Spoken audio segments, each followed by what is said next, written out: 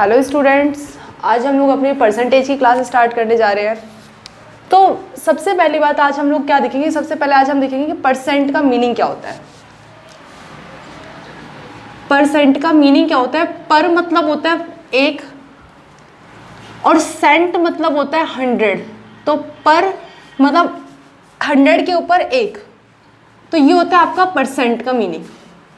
जहाँ पर भी आपको परसेंट दिखे आप वहाँ पे क्या लगा सकते हो, आप वहाँ पे 1/100 अपने आप लगा सकते हो, क्योंकि परसेंट का मीनिंग होता है 1/100 और ये परसेंटेज का साइन है। तो सबसे पहली बात आज हम लोग क्या करेंगे, आज हम लोग सबसे पहले कुछ इंपॉर्टेंट फ्रैक्शंस देखेंगे जो हमारे क्वेश्चंस की कैलकुलेशंस को बहुत ईजी कर देते हैं। आज हम लोग इंपॉर्टेंट फ्रैक्शंस देखने वाले हैं जो हमारे क्वेश्चंस में हमारी हेल्प करेंगे। जैसे कि अगर मैं आप लोगों को बोलूँ 5%, तो इसका मैं फ्रैक्शन कैसे निकालूंगी 5%। तो 5% का मीनिंग है 5 और परसेंट का मीनिंग 1/100। तो क्या मैं 5% को 5 1 जा 5 5 2 जा 5 क्या कहते हैं 25 जा 100, तो क्या मैं 5% को 1/20 लिख सकती हूँ। सेम इस तरीके परसेंट, तो 10%, तो 10 और ये है आपका परसेंट, तो एक जीरो से एक जीरो किया, तो क्या आप 10% को 1/10 लिख सकते हैं।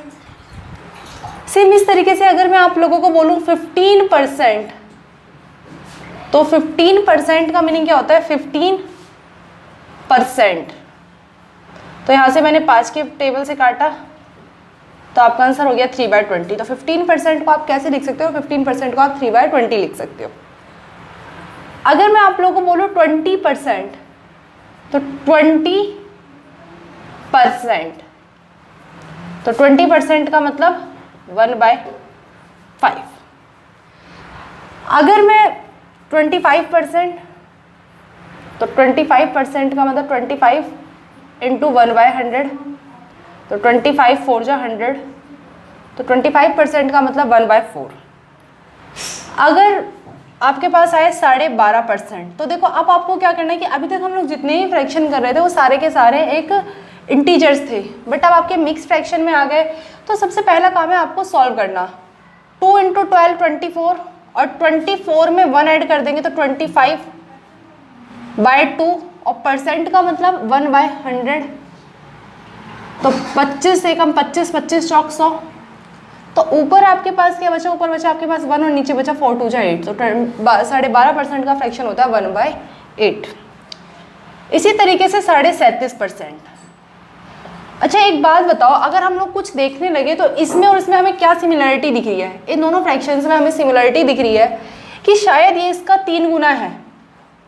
12 दूनी 36 और ये आधे का 3 गुना 1.5, मतलब 36 प्लस 1.5 12.5 का 3 गुना यही तो है। और 36 प्लस 1.5 जोड़कर क्या बनेगा, 36 प्लस 1.5 जोड़कर 37.5% बनेगा। तो ये 37.5% ही तो है। अगर ये इसका 3 गुना है तो इसका फ्रैक्शन में क्या होगा, इसका फ्रैक्शन भी इसका 3 गुना होगा। तो 12.5% का फ्रैक्शन क्या था 1/8, और उसका अगर मैं 3 गुना कर दूँ तो आंसर आ जाएगा 3/8। इसका मतलब कि 37.5% का फ्रैक्शन क्या है 3/8। तो ये तो था कि अगर हम इस चीज़ को देख पाते कि ये इसका 3 गुना है, 4 गुना है, 5 गुना, तो आप उसे पहचान पा रहे हैं तो अच्छी बात है। लेकिन अगर आप उसे नहीं पहचान पा रहे तो आप इसे बेसिक से भी जा सकते हैं। 2 × 37 74, और 74 में 1 ऐड करने पर 75, तो 75/2 इंटू 1/100। उसके बाद 25 के टेबल से काट देंगे, 25 3 जा 75, 25 4 जा 100, तो आपका आंसर आ गया 3/8। तो अगर आप इसे पहचान पा रहे हैं तो आपके लिए अच्छी बात है, अगर आप इसे नहीं पहचान पा रहे तो आप इसके लिए बेसिक से भी जा सकते हैं। सेम अगर मैं आप लोगों को बोलूँ 62%, तो आपको इसका और इसका क्या रिलेशन दिख रहा है, शायद आप लोगों को पता चल गया होगा कि इसका और इसका 5 गुना का रिलेशन है, क्योंकि 12 पंजे 60 और हाफ को तो 5 से मल्टीप्लाई करोगे तो 2.5 आएगा, तो 60 प्लस 2.5 62.5, और आपके पास क्या है ये 62.5% ही तो है। तो अगर ये इसका 5 गुना है तो इसका फ्रैक्शन क्या है, इसका फ्रैक्शन है आपके पास 1/8, और 1/8 को अगर आप 5 से गुना कर दोगे तो आपके पास आंसर आ जाएगा 5/8। तो 5/8 आप इसे बेसिक से भी निकाल सकते हो, अगर आप इसे मतलब ऐसे भी निकाल सकते हो अगर आप पहचान पा रहे हो कि ये इसका इतना गुना है। और अगर आप नहीं पहचान पा रहे तो आप इसे बेसिक से जा सकते हो। 2 को 62 से मल्टीप्लाई करोगे तो 124, और 124 में 1 ऐड कर 125, और 125 अपॉन में 2 इंटू में 1/100, तो 25 पंजे 125, 25 चौक 100, और आंसर आ गया 5/8। तो आप इसे बेसिक से भी निकाल सकते हो। सेम इस तरीके से 12.5 का, 37.5 का, 62.5 का, उसके बाद एक आता है 87 सहित 1/2%। अगर आप इसे सॉल्व करोगे बेसिक से तो ये वैसे तो इसका भाई क्या कहते हैं 7 गुना है, लेकिन अगर आप इसे बेसिक से सॉल्व करना चाहते हो तो बेसिक से भी कर सकते हो। 2 इंटू 87 174, और 174 में 1 ऐड करने पर 175, तो 175/2 इंटू 1/100, तो 25 सत्ते 175, 25 चौक 100, और आंसर आ गया आपके पास यहाँ से 7/8। तो ये 12.5% के फ्रैक्शन है और बहुत इंपॉर्टेंट फ्रैक्शंस भी जो पेपर में कई बार रिपीट हो चुके हैं। उसके बाद हम और फ्रैक्शंस देखते हैं।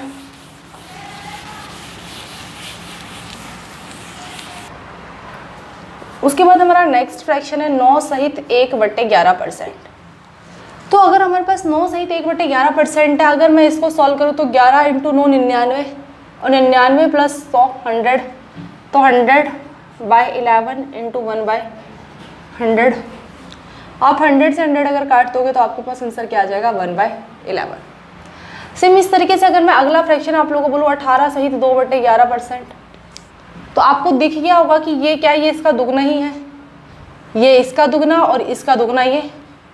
तो अगर ये सब कुछ दुगना है तो ये फ्रैक्शन का भी क्या हो जाएगा, फ्रैक्शन का भी दुगना कर दो, तो फ्रैक्शन का अगर दुगना कर दोगे तो इसका आंसर आ जाएगा 2/11। सेम इस तरीके से अगर आप चाहो तो आप आगे भी कर सकते हो। अगर आपको बोलूँ 27, तो भाई ये क्या है, ये इसका 3 गुना है, तो आपको इसे सॉल्व करने की जरूरत नहीं, खाली आपको अगर ये वाला फ्रैक्शन याद है तो आपको साफ साफ पता चल रहा है कि इसका 3 गुना है, तो इसकी फ्रैक्शन का आप 3 गुना कर सकते हो, आपका आंसर आ जाएगा 3/11। सेम हम नेक्स्ट फ्रैक्शन देखते हैं। अगर 9 सहित 1/11% है तो उसका फ्रैक्शन होता है 1/11। एक इससे मिलता जुलता, कई बार बच्चे इन दोनों में आपस में कन्फ्यूज हो जाते हैं। एक होता है 11 सहित 1/9%, तो 9 इंटू 11 99, और 99 प्लस 1 100, तो 100/9 इंटू 1/100। 100 से 100 किया तो आपके पास क्या आ गया 1/9। इसका मतलब कि जहाँ पे आपको 11 सहित 1/9% दिखे आप वहाँ पे 1/9 भी लिख सकते हैं। सेम इस तरीके से अगर मैं बोलूँ 22 सहित 2/9%, तो 22 सहित 2/9% का मतलब क्या है 2/9, क्योंकि ये इसका दुगना है। अगर मैं बोलूँ 33 सहित 1/3%, तो ये इसका 3 टाइम है, तो इसका फ्रैक्शन क्या हो जाएगा, इसका फ्रैक्शन हो जाएगा 1/9 इंटू 3, और 1/9 इंटू 3, तो यहाँ से आंसर आ जाएगा 1/3। तो 33 सहित 1/3% का फ्रैक्शन 1/3। अगर आप बोलो 66 सहित 2/3%, तो 66 सहित 2/3% का 3 की तब 66 में गुणा करेंगे तो 198, और 198 प्लस 2 200, तो 200/3 इंटू 1/100, 2 0 से 2 0 गया और आपके पास आंसर आ गया 2/3। तो इस तरीके से आपके 66 का ये है। उसके बाद हमारे कुछ फ्रैक्शंस हो रहे हैं, जैसे कि अगर मैं आप लोगों को बोलूँ 14 सहित 2/7%, तो 14 सहित 2/7%, 7 इंटू 14 98, 98 प्लस 200, तो 100/7 इंटू 1/100, और आप इस 100 से इस 100 को काट सकते हो तो आपके पास आंसर क्या आ जाएगा 2/7। तो 14 से 2/7% का फ्रैक्शन होता है 2/7। सेम अगर मैं बोलूँ 28 सहित 4/7%, तो शायद आपको पता चल चुका होगा कि ये क्या है, ये आप लोगों का इसका फ्रैक्शन होता है 1/7। सेम अगर मैं आप लोगों को बोलूँ 28 सहित 4/7%, तो 28 सहित 4/7% क्या है, ये इसका दुगना ही तो है। अगर ये इसका दुगना है तो इसके फ्रैक्शन, जो इसका फ्रैक्शन होगा वो इसके फ्रैक्शन का दुगना ही आएगा, तो इसके फ्रैक्शन का दुगना कर दो 1/7 इंटू 2, तो आंसर आ गया 2/7। अगर आप लोग इसे इस तरीके से नहीं पहचान पाते तो आप इसे बेसिक से भी जा सकते हैं कि इसमें इसकी गुना करी तो 196, और 196 में 4 ऐड करा तो 200, तो 200/7 इंटू 1/100, तो 2 0 से 2 0 काट कर आप इसे बेसिक मेथड से भी जा सकते हैं 2/7। उसके बाद एक फ्रैक्शन और होता है हमारा 16 सहित 2/3%। तो 3 इंटू 16 48, 48 प्लस 2 50/3 इंटू 1/100। तो यहाँ से ये गया 2 बार में और आपको आंसर आ गया 1/6। इसके अलावा अगर आप 6 सहित 2/3% लिखेंगे तो 3 6 18, 18 प्लस 2 20, 20/3 इंटू 1/100 यहाँ से गया और आपका आंसर आ गया 1/50। इसी तरीके से हमारे और फ्रैक्शंस भी हैं। उसके बाद हमने देखा कि 6 सहित 1/4%। तो आप इसे कैसे कर सकते हो, पहले था 6 सहित 2/3, तो उसका हम लोगों ने देख लिया, उसका था 1/15। 6 सहित 1/4 का 4 इंटू 6 24, 24 प्लस 1 25, तो 25/4 इंटू 1/100, तो 25 चौक 100 और यहाँ से आ गया 1/60। और 8 सहित 1/3%, तो इसको आप कैसे सॉल्व कर सकते हो, 3 8 24, 24 प्लस 1 25, तो 25/3 इंटू 1/100, तो यहाँ से गया 4 बार में और यहाँ से आपके पास आंसर आ गया 1/12। तो इस तरीके से हमने क्या देखा है, हमने देखा कि हमारे जितने भी इंपॉर्टेंट फ्रैक्शंस थे हम लोगों ने लिख लिए। अब हम लोग क्या करेंगे, अब हमारे पास अगर मान लो कि कोई भी इरेगुलर फ्रैक्शन आ जाए, जैसे कि ये क्या था, ये हमारे फ्रिक्वेंटली फ्रैक्शंस हैं जो सबसे ज़्यादा बार एग्जाम्स में पूछे गए हैं। लेकिन अगर आपके पास कोई भी इरेगुलर फ्रैक्शन आ जाए तो आप क्या करोगे, तो आप उसको बेसिक से सॉल्व कर भी उसका आंसर निकाल सकते हैं। तो आज हम लोग सबसे पहली बात क्या कहते हैं, फ्रैक्शंस के बेस पर ही जितने भी क्वेश्चंस हैं वो करेंगे।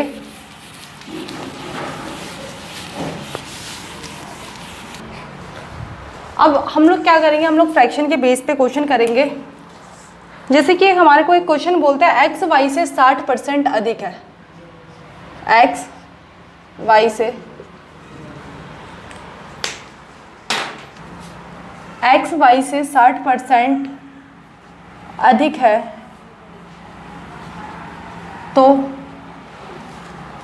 वाई एक्स से कितना प्रतिशत कम है, वाई एक्स से कितना प्रतिशत कम है। तो ये हमारा क्वेश्चन है। सबसे पहले हमने क्या देखा, हम लोग देखेंगे कि हम क्वेश्चन जितने भी करेंगे हम फ्रैक्शन के बेसिस पे ही करेंगे।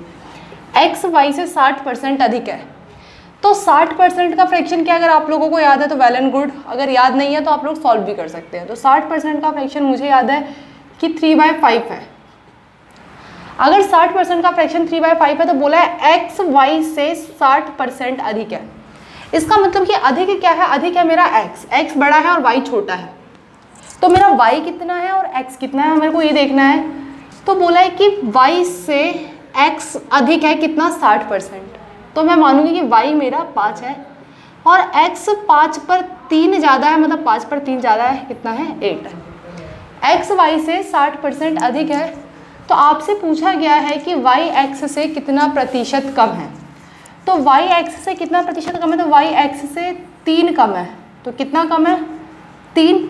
और हमेशा नीचे जो बिठाते हैं हम उसे बिठाते हैं जिससे हमारा कंपैरिजन किया जाता है।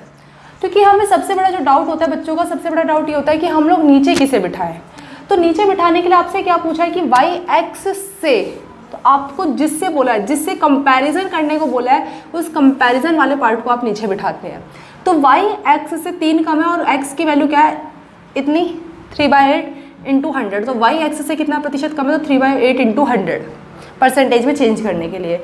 अगर आप लोगों को इसका फ्रैक्शन याद है, मैंने लिखवाया था, तो इसका फ्रैक्शन होता है 37.5%। तो वाई एक्स से कितना प्रतिशत कम है, 37%। सेम इसके जैसे ही हम लोग नेक्स्ट क्वेश्चन करेंगे। नेक्स्ट क्वेश्चन हमारा क्या बोलता है कि ए बी से 62.5% अधिक है, ए बी से 62.5% अधिक है, तो बी ए से कितना प्रतिशत कम है, बी ए से कितना प्रतिशत कम है। तो सबसे पहला हमने देखा कि क्या हमें फ्रैक्शन याद है 62.5 फ्रैक्शन का, तो हमें बिल्कुल है क्योंकि 12.5% का ही 5 गुना है। तो 12.5% का 1/8 था, तो इसका 5/8, तो 62.5% का फ्रैक्शन होता है आपका 5/8। अब बोला है कि ए बी से 62.5% अधिक है, आप एक काम करें, कम कर लीजिए, तो बी ए से कितना प्रतिशत अधिक है? तो बोला है कि ए बी से 62.5% कम है। तो ए बी से मतलब ए कम है और बी जो है ज़्यादा है। तो हमेशा हमने बोला कि हमेशा कंपैरिजन नीचे वाले डिजिट के ऊपर नीचे वाले डिजिट के बेसिस पर ऊपर वाले डिजिट को कम करते हैं या बढ़ाते हैं। तो ए कम है, इसका मतलब कि बी तो आपका 8 है, बी आपका 8 है और ए जो है 8 पर 5 कम है। तो 8 पर 5 कम है तो कितना बचा? 3 बचा खाली। तो ए बी से 62.5% कम है, तो हमने कर लिया ए बी से 62.5% कम हो गया। अब बोला बी ए से कितना प्रतिशत अधिक है? तो बी ए से कितना अधिक है? तो बी अधिक है कितना? 5 अधिक है। और ए से बोला है तो ए को नीचे बिठाएंगे तो बी 5 अधिक है, कहाँ से? ए से इंटू 100, तो आपका आंसर आ गया 500/3%। और यही आप लोगों का आंसर है। उसके बाद हम कुछ इससे मिलते जुलते नेक्स्ट क्वेश्चन देखते हैं।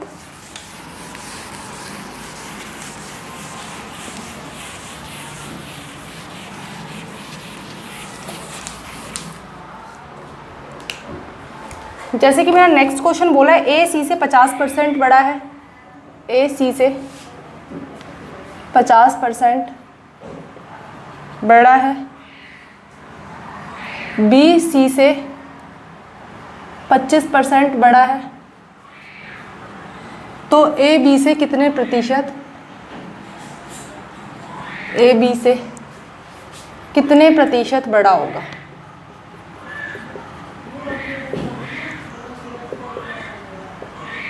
हमसे बोला है ए सी से 50% बड़ा है, तो सबसे पहले हम देखेंगे कि ए और सी का रेशियो क्या है। तो 50% का फ्रैक्शन क्या है? 1/2। तो ए बड़ा है तो भाई नीचे वाले डिजिट पर ए बड़ा होगा। तो ए सी से 50% बड़ा है, मतलब अगर सी 2 है तो ए जो है 2 पर 1 फालतू है, मतलब ए 3 है। तो ए सी से 50% बड़ा है, पहली लाइन हमारी खत्म। दूसरा बोला बी सी से 25% बड़ा है, तो 25% का फ्रैक्शन 1/4। तो बी बड़ा है सी से, तो बी का कंपैरिजन करा जा रहा है सी से, मतलब अगर सी 4 है तो बी 4 पर 1 बढ़कर है। तो अगर सी आपका 4 है तो बी 5 है, हमने देखा। अब उसके बाद हमें यहाँ पे कंपैरिजन किसका करना है? ए बी सी का कंपैरिजन करना है। तो जैसे कि हम लोग रेशियो में देखते हैं कि हम इसको पड़ोसी फॉर्मूले से भरकर भी हम लोग इसकी वैल्यूज़ निकाल सकते हैं, या आप लोग यहाँ पे एक चीज़ देख सकते हैं कि इन दोनों में सी कॉमन है, सी कॉमन है, लेकिन यहाँ पे सी की वैल्यू 2 है और यहाँ पे सी की वैल्यू 4 है, तो पॉसिबल नहीं है। अगर सी एक ही डिजिट है तो उसकी वैल्यू यहाँ पे 2 और यहाँ पे 4, पॉसिबल नहीं है। तो मैं एक काम कर सकती हूँ कि इधर मैं 2 की गुना कर दोनों तरफ वैल्यूज़ को सेम कर सकती हूँ। तो मैंने यहाँ पे करा 3 और यहाँ पे सॉरी यहाँ पे हो गया आपका 6 और 4, और यहाँ पे आपकी बी और सी की वैल्यू एज इट इज़ है। इसका मतलब कि अब आपका ए बी सी का रेशियो आ गया, ए जो है आपका 6 है, बी आपका 5 है और सी आपका दोनों तरफ देख लीजिए 4 है। अब आपसे पूछा है ए बी से कितना प्रतिशत बड़ा होगा, तो क्या बोला है? ए बी से कितना प्रतिशत बड़ा होगा। तो ए बी से कितना बड़ा है? 1, और बी से बोला है तो बी को नीचे बिठाओगे आप, तो 1/5 × 100। तो ए बड़ा है 1, बी से 5, मतलब 1 बड़ा है कहाँ से? 5 से, और यहाँ से आपका 1/5% का फ्रैक्शन आ गया आप लोगों का 20%। तो यही आप लोगों का आंसर है। उसके बाद हम लोग नेक्स्ट क्वेश्चन देखेंगे इसका।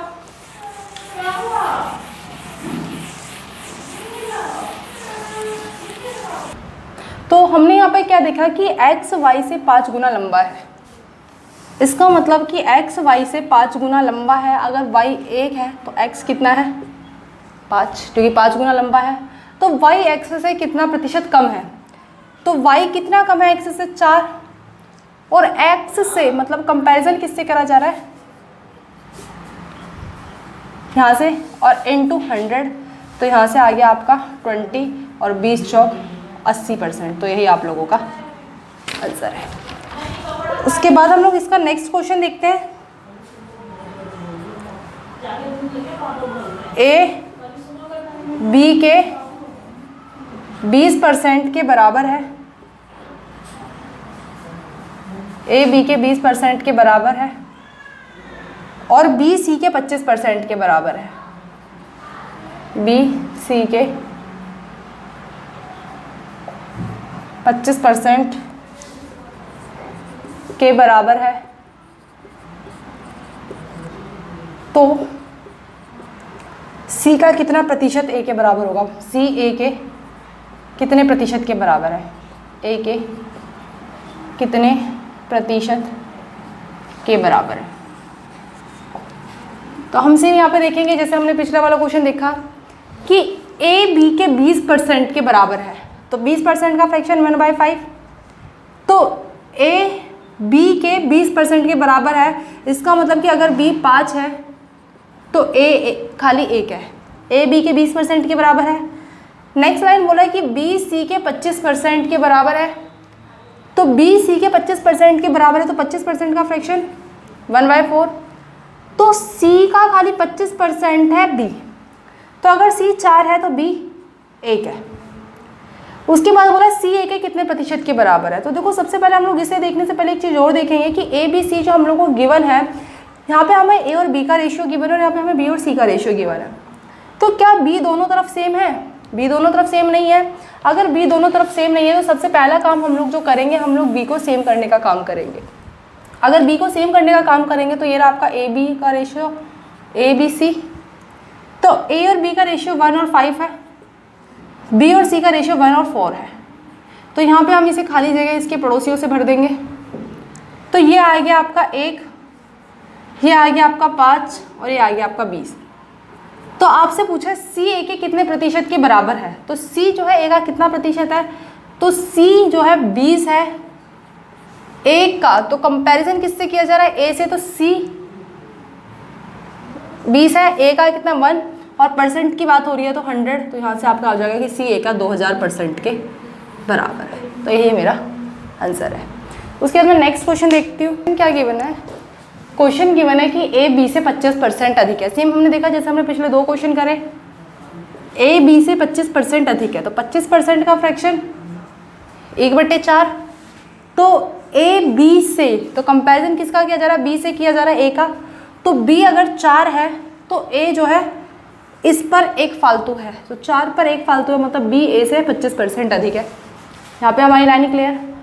फिर नेक्स्ट लाइन बोला है कि B C से 40% कम है, तो B और C का कंपैरिजन किया जा रहा है, 40% का फ्रैक्शन 2/5, तो B C से, तो C से कंपैरिजन किया जा रहा है B का, तो अगर C 5 है तो B 5 पर 2 कम है, तो C से 5 क्या आपका 40% कम है, तो ये फ्रैक्शन है आपका 3 और 5 का। अब A B का रेशियो 5 और 4, B C का रेशियो 3 और 5, तो हमारा सबसे पहला काम है इसको क्या करना? सेम करना। तो A B 5 और 4, B C 3 और 5, यहाँ पर हम क्या करेंगे? इनके पड़ोसी भर लेंगे। 3 पंजे 15, 4 तिया 12 और 4 पंजे 20। अब आपसे पूछा है कि अच्छा यहाँ पे ये भी गिवन है, यदि C D से 30% अधिक है, C D से 30% अधिक है, तो C और D का रेशियो भी आप लोगों को दे रखा है कि C अधिक है D से। इसका मतलब कि अगर D 10 है तो C 10 पर 3 बढ़कर है, क्योंकि ऊपर वाली डिजिट ही बढ़ती है और ऊपर वाली डिजिट ही घटती है, तो C जो है D से 30% अधिक है, तो ये आ गया आपका इसका रेशियो। तो यहाँ पे सबसे पहले हम क्या देखेंगे? सबसे पहले हम इसे दोबारा बिठा लेते हैं, और C D का रेशियो आ गया आप लोगों का, ये था आपका A B का, ये था आपका B C का, और C D का आ गया आपका 13 और 10। अब हम क्या करेंगे? इनकी खाली जो जगह बची हैं उन्हें क्या करेंगे? उनको उनके पड़ोसियों से भर देंगे। ये पड़ोसी है 4 और इसका पड़ोसी फिर ये बन जाएगा, इसका पड़ोसी 5 और इसका पड़ोसी 3। यहाँ पे आप 13 आ गया और यहाँ पर भी आपका 13 आ गया। आप लोग चाहे तो एक काम कर सकते हैं कि आप लोग इस कैलकुलेशन को कम करने के लिए, जो कई बार क्या होता है, कई बार कैलकुलेशन बहुत ज़्यादा बढ़ जाती है, तो आप लोग क्या कर सकते हैं कि अगर आपको कुछ कॉमन दिख रहा है तो आप काट सकते हैं, बट यहाँ पे कुछ कॉमन है नहीं, तो चलो हम लोग आगे बढ़ते हैं। 4 पंजे 20 और 20 इंटू 10 200, 4 पंजे 20 और 20 इंटू 13 260, 4 तिया 12 और 12 इंटू 13 आपका हो जाएगा 156, 5 तिया 15 और 15 इंटू 13 आप लोगों का हो जाएगा 195। तो आपसे पूछा है A D से कितना प्रतिशत कम है, तो A ये रहा और D ये रहा, तो A D से कितना कम है? 5 कम है, और डी से, तो कंपैरिजन किससे किया जा रहा है, डी से, तो डी कितना है 200, तो ए डी से 5 कम है 200 पे इंटू 100, तो 0 से 0 गया और आपका आंसर आ गया 2.5%। तो यही आप लोगों का आंसर है। उसके बाद हम लोग नेक्स्ट क्वेश्चन देखते हैं। तो ये क्वेश्चन हमें गिवन है कि 1206 का 1/3 134 का कितना प्रतिशत है। तो सबसे पहला काम हमारा क्या है, हमें निकालना है 1206 का 1/3 कितना होता है। तो 1206 का 1/3 हमने निकाला, तो ये आ गया आपके पास 402। अब बोला कि 402 134 का कितने प्रतिशत है। तो मैंने आपको बार बार एक ही चीज़ बोल रही हूँ कि आपको किससे कंपैरिजन करने को बोला, उसे आप नीचे बिठाओगे। तो पूछा 402 134 का, तो कंपैरिजन किससे हो रहा है 134 से, तो 402 134 का कितना प्रतिशत है, तो आपने 100 लगा दिया, 134 दिया 402 और यहाँ से गया आप लोगों का 300%। तो ये हमारा 300% हमारा आंसर है। उसके बाद हम लोग नेक्स्ट क्वेश्चन देखते हैं। नेक्स्ट क्वेश्चन क्या बोल रहा है हमारा,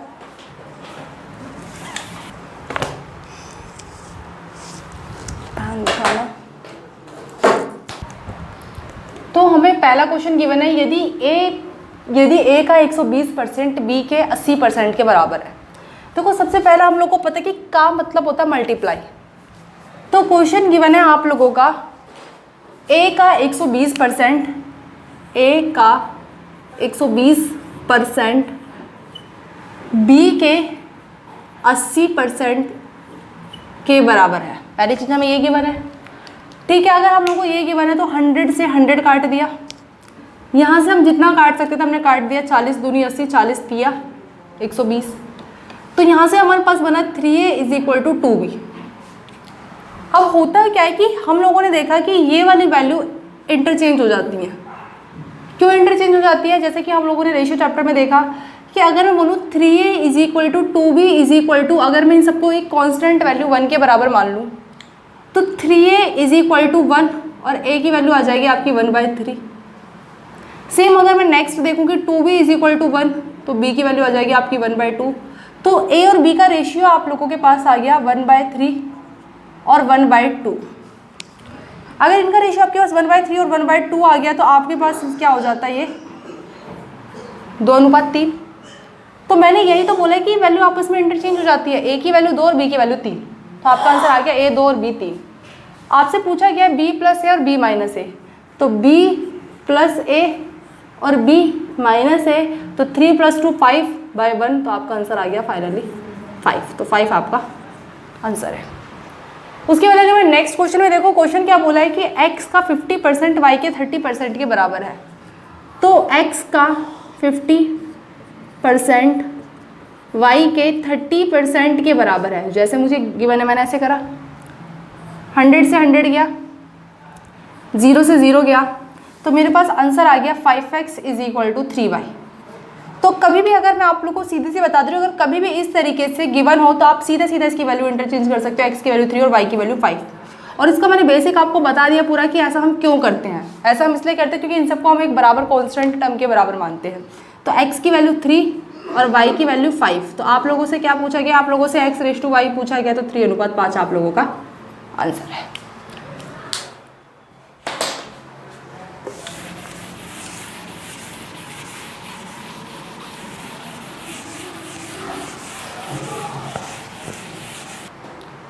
तो ये क्वेश्चन क्या है, ये क्वेश्चन सेम पहले की तरह, लेकिन थोड़ा सा क्वेश्चन में डिफरेंस है। क्वेश्चन में क्या था कि अभी तक हमें क्वेश्चन खाली यहाँ तक गिवन था कि यदि x का 10% y के 15% के बराबर है तो x और y की वैल्यू बताए। बट अब की बार हमें ये एक्स्ट्रा चीज़ गिवन है कि इनका रेशियो भी गिवन है कि क्या कहते हैं, x का 10% y के 15% का 3 गुना है। अब देखो यहाँ पर क्या होता है कि यहाँ पर हम इतना तो बिठा लेते हैं, x का 10% y के 15% के 3 होने के बराबर है। अब देखो यहाँ पे मैक्सिमम बच्चों को डाउट क्या आता है, मैक्सिमम बच्चों को ना डाउट ये आता है कि भाई 3 की गुना किधर करें, 3 की गुना मैं इधर करूँ या इधर करूँ। मतलब कई बच्चे बोलते हैं कि इधर करे जाए 3 की गुना, कई बच्चों का डाउट होता है कि 3 की गुना किधर की जाए, इधर की जाए।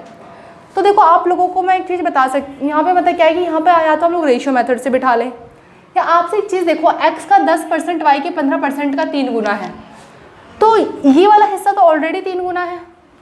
अगर आप इसे उधर 3 की गुना और कर दोगे तो आप इसे 9 गुना बना दोगे। मान लो कि दो बंदे हैं ए और बी। अगर मैं बोलूँ कि ए के पास बी से दुगना रुपया है, ए के पास बी से दुगना रुपया है, तो अगर हमें दोनों की वैल्यू को सेम करना है तो किस में 2 की गुना करेंगे? बी में तो 2 की गुना करेंगे, क्योंकि अगर मैं बी में 2 की गुना करूँगी तभी तो ये दोनों बराबर हो पाएंगे। सेम इस तरीके से अगर यहाँ पे बोला है कि x का 10%, y के 15% का 3 गुना है, तो ये ऑलरेडी 3 गुना है। अगर मैं इधर 3 की गुना कर दूंगी तो दिमाग और ज़्यादा मतलब हो जाएगा, इधर 9 गुना हो जाएगा। तो मुझे एग्जैक्टली 3 की गुना इधर करनी है। अब मैं काटना पीटना स्टार्ट करती हूँ। यहाँ से गया 2 बार में 3 बार में, तो 2x is equal to 9y, और आपका x और y का रेशियो आ जाएगा, आपका इंटरचेंज हो जाएगा। तो x और y का रेशियो आ गया आप लोगों का 9:2। या आप इसे एक और तरीके से कर सकते हैं, आप इसे रेशियो की तरह ऊपर नीचे बिठा लें कि x का 10% और y के 15%, इनका रेशियो ये 3 गुना है, तो ये 3 है, तो ये 1 है। काट पीट सकते हैं। यहाँ से गया 2 बार में, यहाँ से गया 3 बार में, तो आपके पास बचा 2x अपॉन में 3y इज इक्वल टू 3 और 1। तो काट पीट दोगे तो आपका आंसर आ जाएगा 2x is equal to 9y, और x और y का रेशियो आ गया आप लोगों का 9:2। तो आप लोग जैसे भी चाहें वैसे कर सकते हैं, बट मुझे लगता है कि ये वाला तरीका आपका ज़्यादा वो है कि आप लोग कहीं पर भी वो नहीं करोगे गलतियाँ। उसके बाद हम नेक्स्ट क्वेश्चन देखते हैं। क्वेश्चन क्या बोला कि पिछले वर्ष एक कार 41,800 में बेची, इस वर्ष इस कार को 51,300 में बेचने का लक्ष्य है, तो कार की कीमत में कितने प्रतिशत की वृद्धि हुई? मतलब पिछली बार कार का जो सीपी था वो हमारा कितना था? पिछली वर्ष कार का जो सीपी था वो 41,800 था, और इस वर्ष जो कार का सीपी है, ये लास्ट ईयर और ये प्रेजेंट ईयर। तो इस वर्ष कार का जो सीपी है आप लोगों का 51,300 है। तो मैंने देखा कि कार की कीमत में कितने की बढ़ोतरी हुई, तो कार की कीमत में 9500 की बढ़ोतरी हुई, तो 9500 की बढ़ोतरी हुई। और हमेशा वृद्धि जो होती है वो मतलब आपका जो बेस ईयर है वो ये है, आपका आधार वर्ष ये है, मतलब पिछले वर्ष से। तो आपका जो कंपैरिजन किया जा रहा है वो पिछले वर्ष से बोला है कि पिछले वर्ष से कार की कीमत में कितने प्रतिशत की वृद्धि हुई, तो 9500 की वृद्धि हुई। और कहाँ से? 41,800 से इंटू 100। आप यहाँ से इसे काट सकते हो। इसके अलावा आप चाहो तो इसे काट सकते हो 4 5 उसके, आप 2 के टेबल से ही काट दो। 95 और ये आ जाएगा आपका 209। इसके अलावा आप 19 के पहाड़े से काट सकते हो, 19 पंजे और 19 से कम, यहाँ से 11 बार में, और आपका आंसर आ जाएगा 250/11%। तो यही आप लोगों का फाइनली आंसर है। उसके बाद हम लोग नेक्स्ट क्वेश्चन देखते हैं। तो पहला क्वेश्चन हमारा क्या बोल रहा है कि ए बी से 20% कम है। तो ए बी से 20% कम है, इसका मतलब ए और बी का फ्रैक्शन क्या है? ए और बी का जो मतलब रेशियो है 20% का फ्रैक्शन 1/5, और ए जो है 5 पर 1 कम है। ए बी से 20% कम है, तो अगर बी 5 है तो ए 4 है। पहली लाइन हमें ये बोल रही है, ठीक है। जबकि सी डी से 20% अधिक है, तो 20% का फ्रैक्शन भी 1/5। तो सी अब की बार डी से अधिक है, सी डी से अधिक है, तो अगर डी 5 है तो सी 5 पर 1 ज़्यादा है, मतलब 6 और 5 का रेशियो है। यदि डी ए से 25% कम है, डी ए से 25% कम है, तो 25% का फ्रैक्शन 1/4। तो डी कम है किससे? ए से। तो अब यहाँ पे क्या करना है कि डी ए से 25% कम है, तो अगर ए जो है आपका 5 है तो ए अगर आपका 4 है तो ये आपका 4 पर 1 कम मतलब 3 है। तो डी ए से 25% कम है, तो हमारा ये आ गया, रेशियो निकाल लिया। अब हमें क्या बिठाना है? हमें पड़ोसी बिठाना है। लेकिन पड़ोसी बिठाते समय आप लोग एक चीज़ का ध्यान रखना कि पड़ोसी कभी भी आप बिठाते हो तो आप ए बी सी डी जिस तरीके से भी उसे सेटअप करते हो, तो सेटअप करते समय आप एक चीज़ ध्यान देखते हो कि आप लोग जो ये रेशियो आपको गिवन होता है, अगर आप यहाँ पे ए बी को इस तरीके से बिठा दोगे, सी डी को आप इस तरीके से बिठा दोगे, लेकिन फिर आप ए और डी को किस तरीके से बिठा पाओगे? आप ऐसा तो करोगे नहीं कि अगर आप ए को अगर आप चाहो तो ऐसे, अगर आप बोल रहे हो कि हम ऐसे बिठाएंगे, तो यहाँ पे आप बीच में पड़ोसी कौन सा भरोगे? क्या आप इसका पड़ोसी 4 भरोगे या इसका पड़ोसी 3 भरोगे? तो ये तो गलत बात है, ऐसे तो नहीं होता। तो शायद अब की बार आप इसको ऐसे तो नहीं बिठाएंगे, ऐसे नहीं बिठाएंगे तो आप कैसे बिठाएंगे, आप इस तरीके से क्वेश्चन को बिठाएंगे कि ए बी का पड़ोसी बना रहे, सी डी का पड़ोसी बना रहे और ए डी भी आपस में एक साथ आ सके। तो आपके पास एक ऑप्शन है कि आप इसे ऐसे कर सकते हैं कि ए बी सी डी। अगर आप इसे बैठे इस तरीके से बिठाएंगे तो ए बी भी एक साथ आ सकते हैं, सी डी भी एक साथ आ सकते हैं और ए डी भी एक साथ आ सकते हैं। तो हम क्वेश्चन को बिठाना स्टार्ट करेंगे। ए बी आपका 4 और 5 है, बिठा दिया हमने। फिर सी डी आपका 6 और 5 है, ये भी बिठा दिया हम लोगों ने।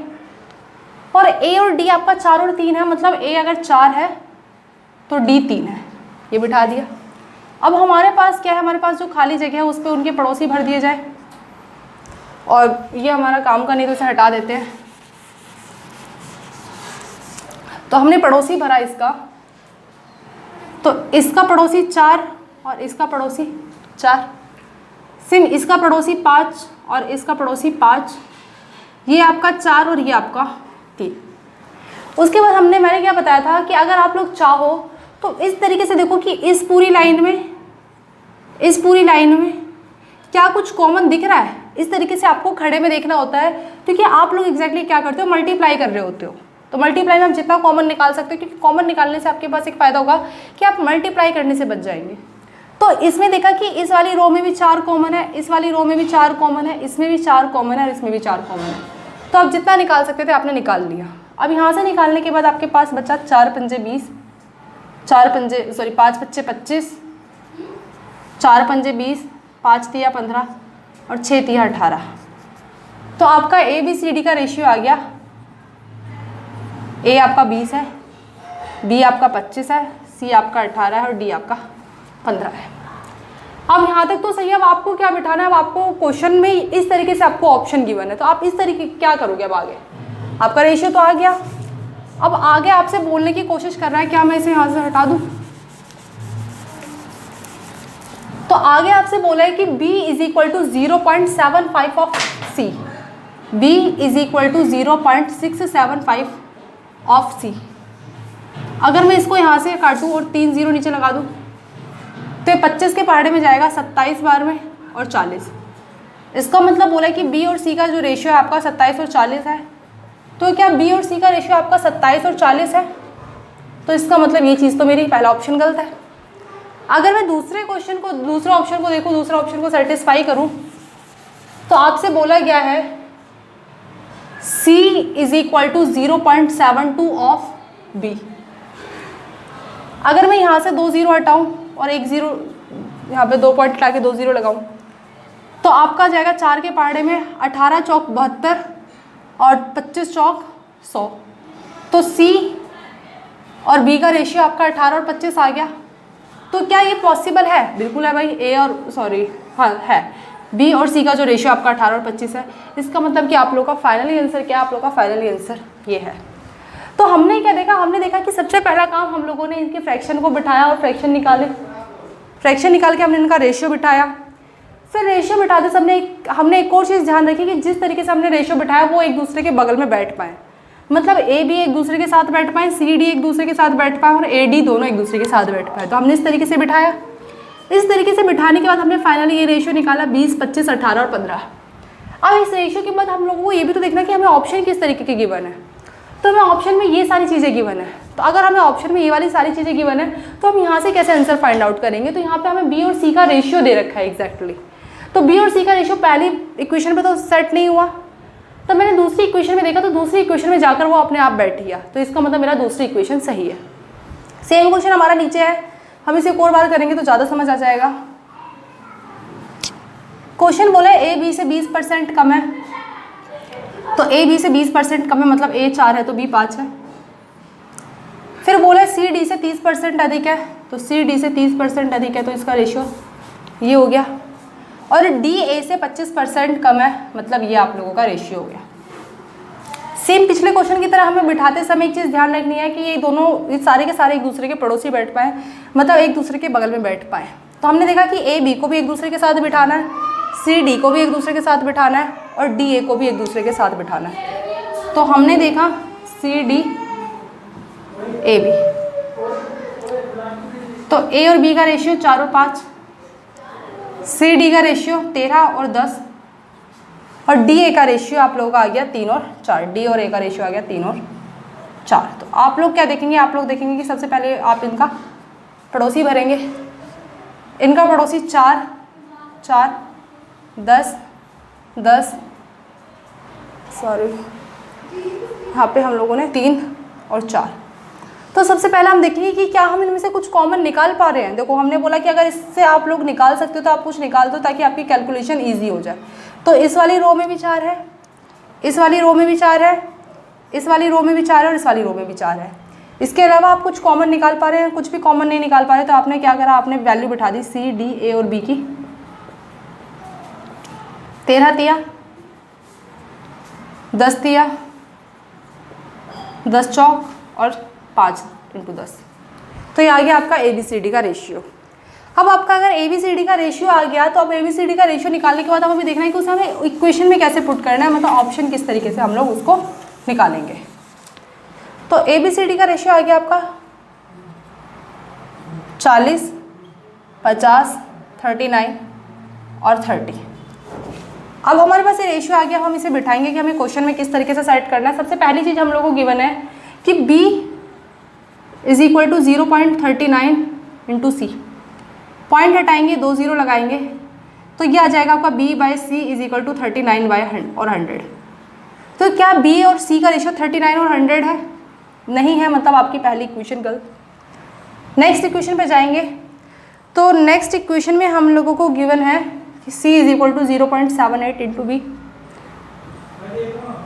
तो c is equal to 0.78 into B. Point हटाएंगे, 2 0 लगाएंगे और इसे काटेंगे तो c बटे b is equal to 78 by 100। अगर इसे फर्दर काटेंगे तो आंसर आ जाएगा 39 बाई 50। तो क्या c 39 और b 50 है? तो हाँ भाई c 39 और b 50 है। इसका मतलब कि मेरा कौन सा ऑप्शन सही है? Question number 2। तो हम लोगों ने इस वीडियो में क्या देखा, इस वीडियो में हमने पूरी वीडियो में हम लोगों ने देखा कि हम लोगों ने फ्रैक्शन को सॉल्व करके किस तरीके से दिया गया था कि ये इससे इतना अधिक है, ये इससे इतना कम है। तो किस तरीके से सबसे पहली बात हमने रेशियो में बिठाया और रेशियो में बिठाकर उसके बाद जिससे पूछा होता था, तो जैसे मान लो कि पूछा था कि ए बी से कितना प्रतिशत कम है, तो ए और बी के बीच का जो गैप है वो ऊपर और बी से बोला है, तो जिससे बोला उससे कंपैरिजन से नीचे बिठा दिया। तो उसके बाद हम लोग नेक्स्ट वीडियो में नेक्स्ट टाइप के क्वेश्चन देखेंगे।